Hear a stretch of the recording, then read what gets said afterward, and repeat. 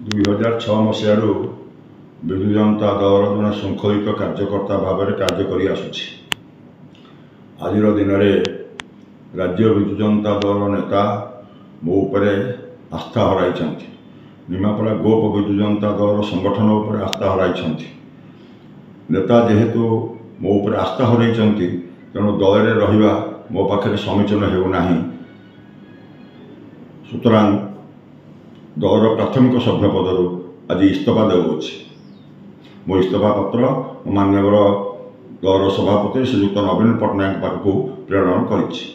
2006 ମସିହାରୁ ବିଜୁ ଜନତା ଦଳର ଜଣେ ଶୃଙ୍ଖଳିତ କାର୍ଯ୍ୟକର୍ତ୍ତା ଭାବରେ କାର୍ଯ୍ୟ କରି ଆସୁଛି।